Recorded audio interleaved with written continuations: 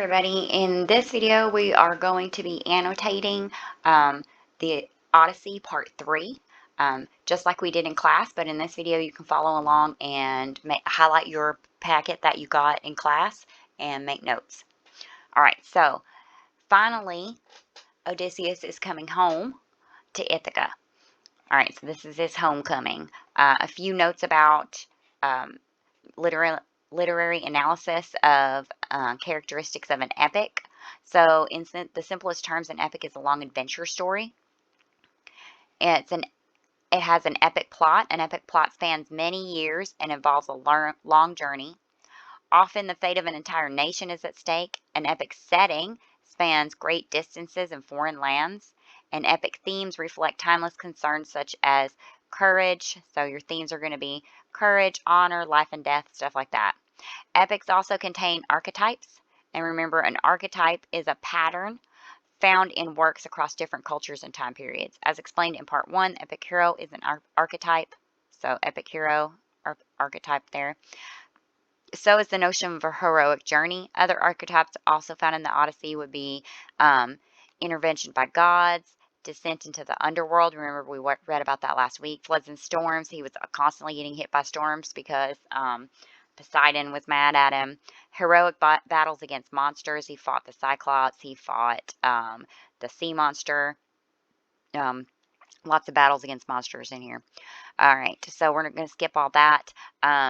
Your definitions for this week, there's a new definition sheet that you're going to be filling out. I think you only have 4 for this week, and then the rest will be next week, so you just do the underlined ones. All right, so here we go. Book 2, The Homecoming, Father and Son. In book 16, Part 2, The Homecoming. Okay, in books 3 through 15, King Elisonius and his friends send Odysseus on his way home. Odysseus sleeps while the rowers bring him to Ithaca. Remember, that's where he's from. When he awakens, he fails to recognize his homeland until Athena appears and tells him that he is indeed home. She disguises him as an old man so that he can surprise the suitors. So he's in disguise. And then urges him to visit his faithful swineherd. So that's like like a shepherd herds sheep. A swineherd, he's like the keeper of the pigs. Eumaeus. The swineherd welcomes the disguised Odysseus and tells him about what has been happening in Odysseus's home. So even Eumaeus thinks that he is a beggar. Athena goes to Telemachus and tells him to return home. Remember, he's gone, right? He went to go find out any word about his father. She warns him of the suitor's plot to kill him and advises him to stay with the swineherd for the night. Telemachus does as she bids, so here he comes. But there were 2 men in the mountain hut, Odysseus and the swineherd. At first light, blowing their fire up, they cooked their breakfast and sent their lads out driving herds to root in the tall timber, right? So they're just in the hut cooking breakfast. They've got their pigs have been sent out. When Telemachus came, the wolvish troop of watchdogs only fawned on him as he advanced. That means that the dogs didn't bark at him, they knew him. Odysseus heard them go and heard the light crunch of a man's footfall, at which he turned quickly to say, Eumaeus, here is one of your crew come back, or maybe another friend. The dogs are out there sniffing, belly down. Not one has even growled. I can hear footsteps. But before he finished, his tall son stood at the door. All right. So we're going to skip past this picture. The swineherd rose in surprise, letting a bowl and jug tumble from his fingers. Going forward, he kissed the young man's head, his shining eyes in both hands, while his own tears brimmed and fell. Think of a man whose dear and only son, born to him in exile, reared with labor, has lived 10 years abroad and now returns. How would that man embrace his son? Just so, the herdsman clapped his arms around Telemachus and covered him with kisses, for he knew that the lad got away from death. All right, so it says reread these lines. What theme is being developed in this epic simile, right? So the epic simile is, think of a man whose dear and only son, born to him in exile, reared with labor, has lived 10 years abroad and now returns. How would that man embrace his son? So what that's talking about is it's trying to compare, it's saying that Eumaeus was like a father figure to him,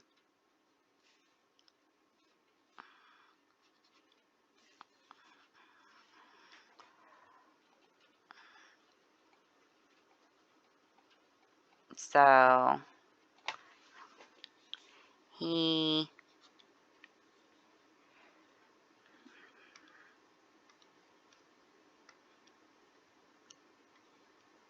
well, I can't get that to write. I'll type it.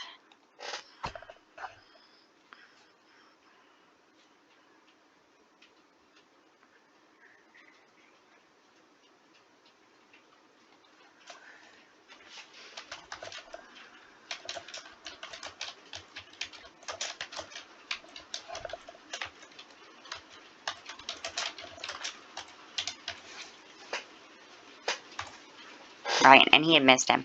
All right, down here it says, 10 years earlier, Telemachus went to Pylos in search of knowledge about Odysseus' whereabouts. So he's been gone for 10 years. All right.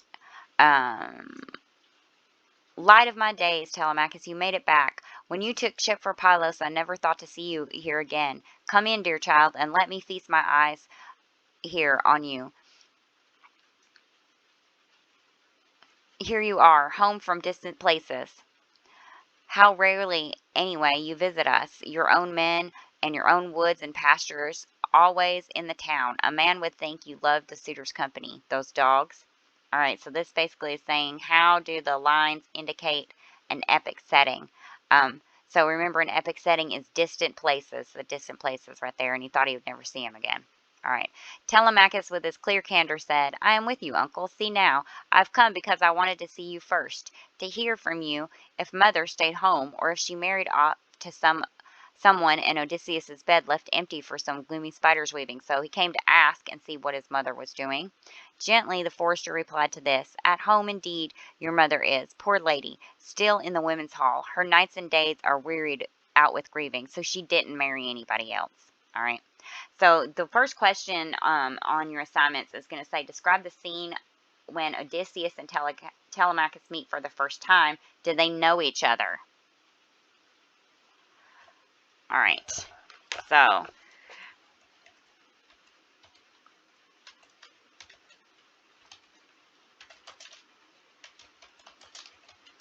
he doesn't know that Odysseus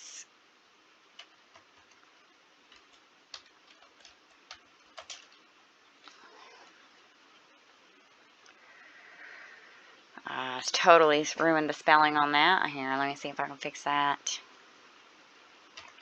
It's 1D. Is his father because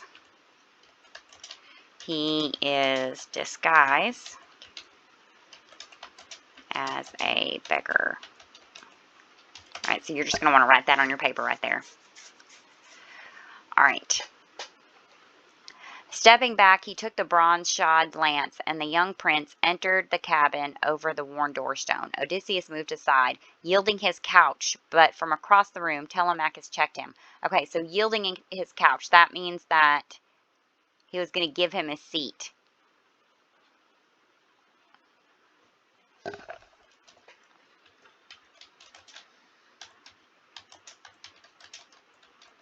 Because he's just a poor beggar, whereas Telemachus would be the master of the house, right? So he's like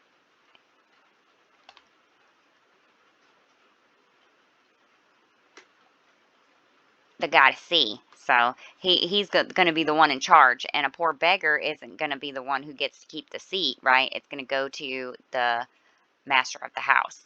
But it says that Telemachus checked him. That really just means stopped him.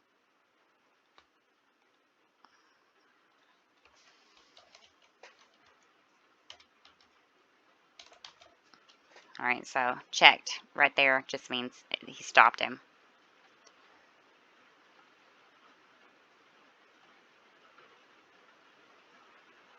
All right, friend, sit down. We'll find another chair in our own hut. Here is the man to make one. The swineherd, when the quiet man sank down, built a new pile of evergreens and fleece, a couch for the dear son of great Odysseus. Then gave them trenchers of good meat left over from the roast pork of yesterday, and heaped up willow baskets full of bread, and mixed in an ivy bowl of honey-hearted wine. So basically, he just made them a new seat out of some branches and some fabric, and then he gave them some food. Then in turn sat down, facing Odysseus. Their hands went out upon the meat and drank as they fell to, ridding themselves of hunger. So they ate. All right, so the next question is, how does Telemachus treat the beggar? So up here, that's going to be right here, offers him his seat. So Telemachus is nice to the beggar, offers the beggar his seat. All right. Telemachus sends the swineherd to let his mother know that he has returned safely. Athena appears and urges Odysseus to tell Telemachus who he really is, saying no more. She tipped her golden wand upon the man, making his cloak pure white and the knit tunic fresh around him. Lithe and young she made him, ruddy with the sun, his jawline clean, the beard no longer grew upon his chin, and she withdrew when she had done. All right, so she took the disguise off. Then Lord Odysseus reappeared, and his son was thunderstruck, fear in his eyes. He looked down and away as though it were a god, and whispered, Stranger, you are no longer what you just were now. Your cloak is new, even your skin. You are one of the gods who rule the sweep of heaven. Be kind to us. We'll make you a fair oblation and gifts of hammered gold. Have mercy on us. Okay, so he thought that he was one of the gods, right? So a question says, when Athena removes the beggar's disguise, Telemachus assumes he must be one of the gods. The noble and endearing man replied, No, God, why take me for a god? No, no, I am that father whom your boyhood lacked and suffered pain for lack of. I am he. Held back too long, the tears ran down his cheeks as he embraced his son. This detail of the ancient Roman mosaic shows Odysseus and Telemachus. How does the technique of clustering colored tiles together affect the kind of image that can be created? So there he is, hugging his son. All right, we're not going to worry about that. Only Telemachus, uncomprehending, wild with incredulity, cried out, You cannot be my father, Odysseus. Meddling spirits conceived this trick to twist the knife in me. No man of woman born could work these wonders by his own craft, unless a god came into it with the ease to turn him young or old at will. I swear you are in rags and old, and here you stand like one of the immortals.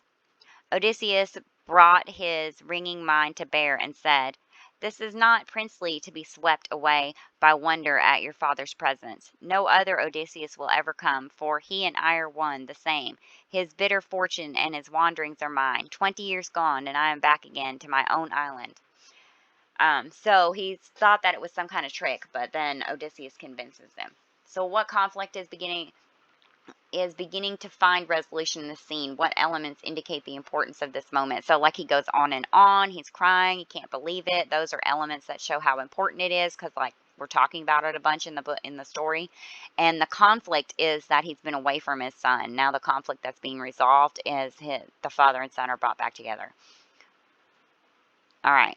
Then throwing his arms around this marvel of a father, Telemachus began to weep. Salt tears rose from the wells of longing in both men, and cries burst from both as keen as fluttering as those of the great taloned hawk whose nestling farmers take before they fly. So helplessly they cried, pouring out tears, and might have gone on weeping till sundown.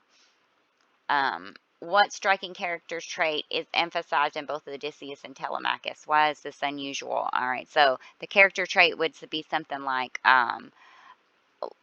love. They are swept away by emotion at seeing each other. This is unusual because usually they're like portrayed, heroes are portrayed as being like super tough and they wouldn't be crying tears all day. Um, so that makes it kind of unusual. All right. Telemachus lets Odysseus know that they face more than 100 suitors. That's a bunch. Odysseus tells Telemachus to return home. He will follow, still disguised as an old man, and Telemachus must pretend not to know him. He must also lock away Odysseus's weapons and armor. That's also important. So all the armor and the weapons are locked away, and he's going to pretend not to know him. All right, next book. Telemachus returns home, and Odysseus and the swineherd soon follow. Odysseus is still disguised as a beggar. While he spoke, an old hound lying near pricked up his ears and lifted up his muzzle. This was Argos. So, who is Argos? Trained as a puppy by Odysseus, but never taken on a hunt before. All right, so Argos is his dog. Dog of Odysseus. Odysseus's dog. That's going to be a question. So he's never been taken on a hunt before. His master sailed for Troy. The young men afterward hunted wild goats with him, and hare and deer, but he had grown old in his master's absence. Treated as breadfish now, he lay at last upon a mass of dung before the gates, manure of mules and cows piled there until field hands could spread it on the king's estate. Abandoned there and half destroyed with flies, old Argos lay. All right, so he's been left to die on a dung heap. And it says, your question is, where was Argos when he recognized his master? So he's left upon a mass of dung before the gates. But when he knew he heard Odysseus's voice nearby, he did his best to wag his tail, nose down, with flattened ears, having no strength to move nearer to his master. And the man looked away, wiping a salt tear from his cheek, but he hid this from Eumaeus. Then he said, I marvel that they leave this hound to lie here on the dung pile. He would have been a fine dog from the look of him, though I can't say as to his power and speed when he was young. You find the same good build in house dogs, table dogs, landowners keep, all for style. And he replied, Eumaeus, a hunter owned him, but the man is dead in some far off place. If this old hound could show the form he had when Lord Odysseus left him going to Troy, you'd see him swift and strong. He never shrank from any savage thing. He brought to bay in the deep woods on the scent no other dog kept up with him. Now misery has him in leash. His owner died abroad, and here the women slaves will take no care of him. You know how servants are. Without a master, they have no will to labor or excel. For Zeus, who views the wide world, takes away half the manhood of a man. That day he goes into captivity and slavery. All right, so Eumaeus still does not know that he is speaking to Odysseus in disguise. This is known as dramatic irony. So, dramatic irony is when the reader knows more than the character knows. What event does this speech cause you to anticipate? I would say that it's causing you to anticipate when Eumaeus finds out that that is really Odysseus that he's talking to. So, here he's talking about Odysseus has died in some far off country and never came back from Troy, and now its poor dog is left to die by itself. All right. Eumaeus crossed the court and went straight forward into the Megaron, which is a hall of a palace or house. So he went into the hall among the suitors. But death and darkness in that instant closed the eyes of Argos, who had seen his master Odysseus after 20 years. So what happens to the dog? He dies.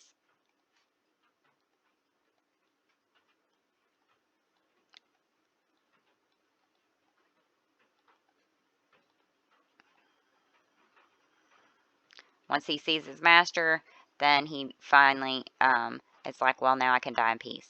Odysseus enters his home as a beggar, and the suitors mock him and abuse him. All right, that's important. That is on a question. How do the suitors treat Odysseus?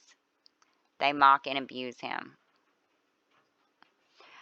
Penelope asks to speak with the beggar, but Odysseus puts her off until nightfall. All right, next part is the bow.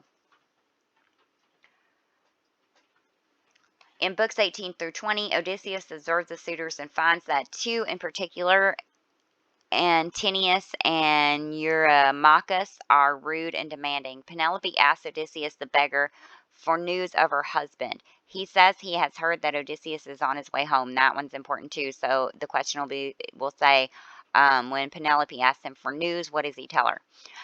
So he tells her that Odysseus is on his way home. Penelope, however, has given up hope for Odysseus' return. She proposes an archery contest to the suitors with marriage as her marriage to her as the prize. So whoever wins the archery contest will get to marry her. She enters the storeroom and takes down the heavy bow that Odysseus left behind. Now the queen reached the storeroom door and halted. Here was an oaken sill, cut long ago and sanded clean and bedded true. Four square the door jambs and the shining doors were set by the careful builder. Penelope untied the strap around the curving handle, pushed her hook into the silt, aimed at the bolts inside, and shot them back. So basically, she's unlocking the door. Then came the rasping sound as those bright doors the key had sprung gave way. A bellow like a bull's vaunt in a meadow, followed by her light footfall entering over the plank floor. So the door squeaked when she opened it. Um, Herb-scented robes lay there in chests, but the lady's milk-white arms went up to lift the bow down from the peg in its own polished bow case. Now Penelope sank down, holding the weapon on her knees, and drew her husband's great bow out, and sobbed and bit her lip and let the salt tears flow. Then back she went to face the crowded hall. All right, hang on. Let's see what this says. This is a detail from the 18th century. No, we don't care about that. What archetypal image do you recognize in these lines? Explain how the image helps build suspense. So 8 through 10, that's right here. So she, blah, blah, blah. Then came the rasping sound. So like going into a dark room, unlocking a door, that would be an archetypal image. So a lot of things like something's locked away and then you go and find it in a story. So try to think of any stories where something was in a secret room, locked away and old, and then someone came and found it. Notice that Penelope still grieves for Odysseus even after 20 years. So she's still sad. She's crying. And especially because now that she's getting this bow out and she's about to do this contest, she is going to marry somebody else. So she's given up all hope of Odysseus' return. All right. Let's see. She went to face the crowded hall, tremendous bow in hand, and on her shoulder hung the quiver spiked with coughing death. All right. What is a quiver spiked with coughing death? It says a case in which arrows are carried. What is meant by a quiver spiked with coughing death? The arrows would be the death.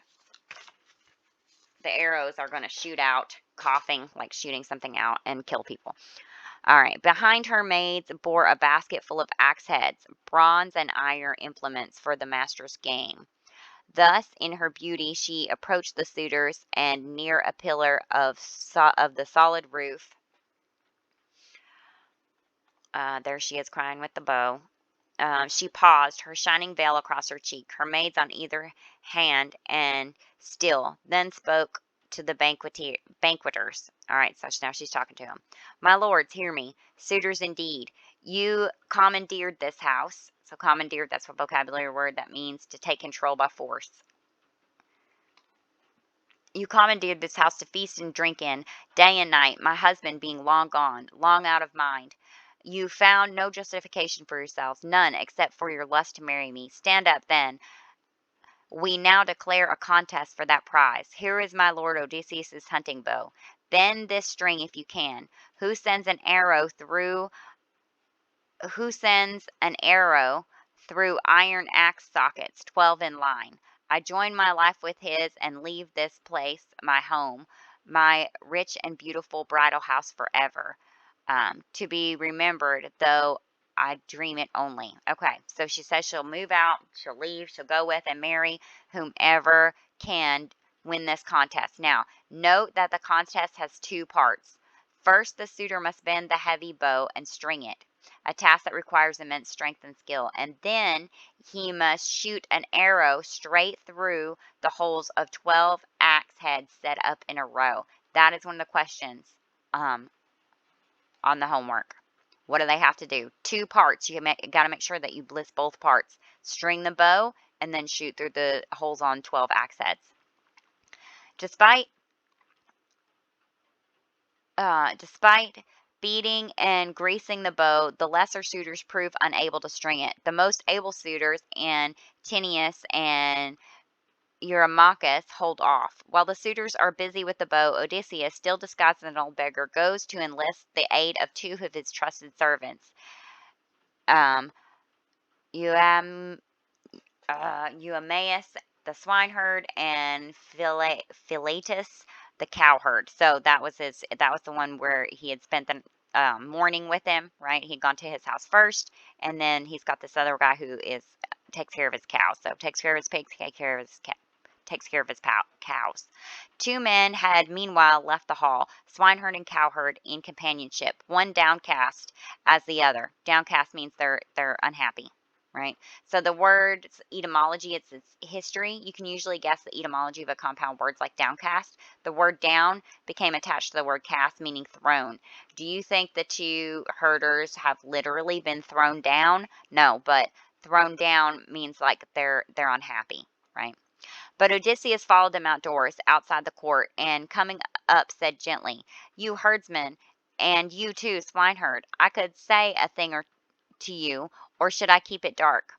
So, like, should I tell you something? I got a secret. Should I tell it to you? And they said, "No, no, speak. My heart tells me. Would you be man enough to stand by Odysseus if he came back? Suppose he dropped out of the clear sky as I did. Suppose some god should bring him. Would you bear arms for him or for the suitors?" So he's trying to figure out what side they're on. Do they like the suitors, or would they help Odysseus? So, how does Odysseus test the swineherd and the cowherd? So that's one of the questions. This is the answer. He asks them while he's still in disguise whether they would be for Odysseus or for the suitors. The cowherd said, "Ah, let the master come. Father Zeus, grant our wild wish. Some courier guide him back, then judge what stuff is in me and how I manage arms." Likewise, Eumaeus fell to praying all heaven for his return, so that Odysseus, sure at least of these, told them. Okay, so now sure at least of these means that he at least knows they're on his side, right? So the next question is, why did Odysseus reveal himself? Because he was sure of them. He was sure they were on his side.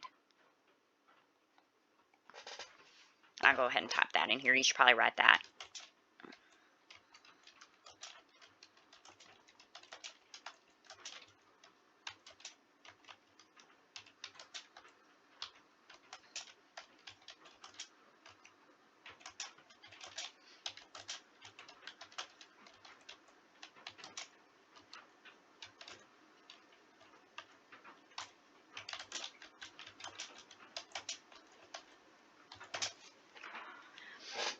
I am at home, for I am he. I bore adversities, but in the 20th year I am assured in my own land. I find the two of you alone among my people, long for my coming. Prayers I never heard except your own, that I might come again. So now what is in store for you, I'll tell you. If Zeus bring down the suitors by my hand, I promise marriage to both, and cattle and houses built near mine, and you shall be brothers in arms of my Telemachus.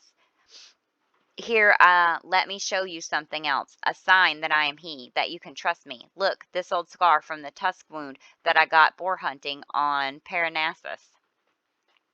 All right, so he's saying it is him. Here's a vocabulary word of adversity, means hardship and misfortune.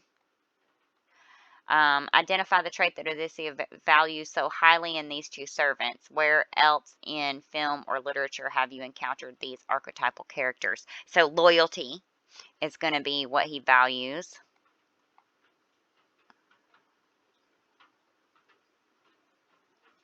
Probably cannot read that. I'm trying to do it with my mouse. Loyalty is what he values in the suitors. And that's in a lot of different other movies and stories. Shifting his rags, he bared the long gash. Both men looked and knew, and threw their arms around the old soldier, weeping, kissing his head and shoulders. He as well took each man's head and hands and kiss, and then said to cut it short, else they might weep till dark. So they were all crying, happy to be reunited. They believed it was him, even though he's still in disguise, because he showed them a scar. Break off, no more of this. Anyone at the door could see, and tell them. Drift back in, but separately at intervals after me. Now listen to your orders. When the time comes, those gentlemen to a man will be dead against giving me bow or quiver. So that means that none of them will want to let him have the bow or the quiver. They won't want to let an old beggar be in the contest. Defy them. Eumaeus, bring the bow and put it in my hands there at the door. Tell the women to lock their own door tight. So he wants the women out of the room. Tell them if someone hears the shock of arms or groans of men in hall or court, no one must show their face, but keep still at her weaving. So don't come out of the room no matter what you hear. Right? So I'm going to type that. See, that means you would need to write this. The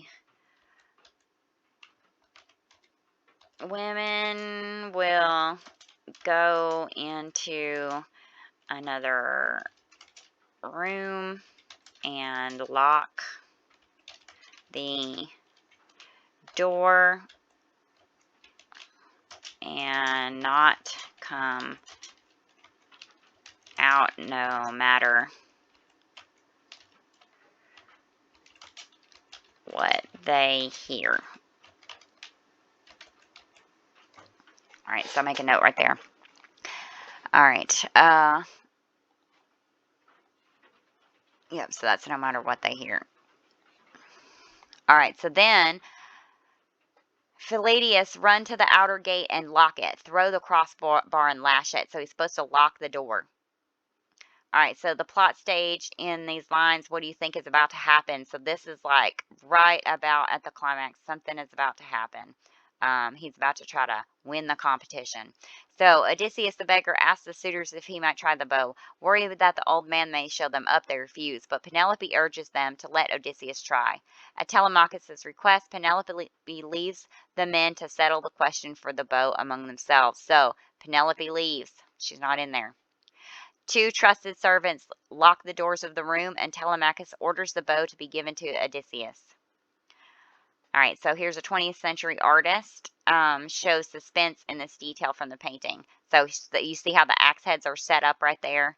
So he's able to string the bow, and he's going to try to shoot through the holes in those axe heads. So there's going to be holes in them, and he's got to shoot through it. All right. And Odysseus took his time, turning the bow, tapping it every inch for borings that termites might have made while the master of the weapon was abroad. The suitors were now watching him, and some jested among themselves. A bow lover, dealer in old bows. Maybe he has one like it at home, or has an itch to make one for himself. See how he handles it, the sly old buzzard. And one disdainful suitor added this, may his fortune grow an inch for every inch he bends it. But the man skilled in all ways of contending. Remember we heard that before? The man skilled in all ways of contending. That is an epitaph. Satisfied by the great bow's look and heft, like a musician, like a harper, when with quiet hands upon his instrument he draws between his thumb and forefinger a sweet new string upon a peg. So effortlessly, Odysseus in one motion strung the bow. So this is an epic simile. Odysseus strings the bow as being compared to stringing a harp. What qualities of Odysseus does this comparison emphasize? Maybe like his skill and the way that he can just do it without even thinking about it perfectly. His attention to detail. All right, so that's the simile. Then slid his right hand down the cord and plucked it, so the taut gut vibrating hummed and sang a sallow's note. In the hushed hall, it smote the suitors, and all their faces changed. So when they saw him string that bow, all their faces changed. Then Zeus thundered overhead, one loud crack for a sign, and Odysseus laughed within him that the son of crooked-minded Cronos had flung that omen down. He picked one ready arrow from his table where it lay bare. The rest were waiting still in the quiver for the young men's turn to come.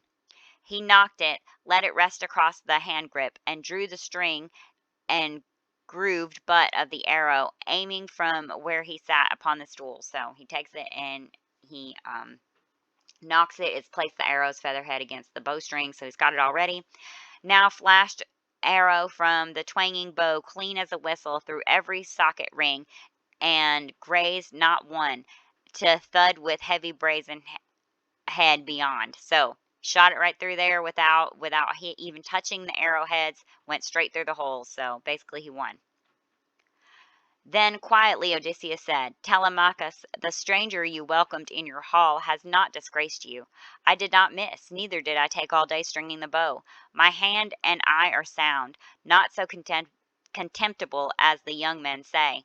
The hour has come to cook their lordships' mutton, supper by daylight, other amusements later, with song and harping that adorn a feast. He dropped his eyes and nodded, and the Prince Telemachus, true son of King Odysseus, belted his sword on, clapped hand to his spear, and with a clink and glitter of keen bronze stood by his chair in the forefront near his father. All right, so Book 21 ends with the image of father and son standing side by side facing more than 100 enemies. How can this be considered an epic moment? Right, so it's going to be epic battles, right? And we're going to stop there. And that is all for this part. Um, who is the only one who could pass the test of the bow? Odysseus. And he's King Odysseus. And where were the women during the scene? When we highlighted that back up here. That would be the last question. They went and locked themselves in their room and they weren't supposed to come out no matter what they heard. All right, so you can pause this video as you're going through and make sure that you've gotten all this stuff highlighted, and you should be able to use that while you're answering the questions. Thanks for watching. Bye-bye.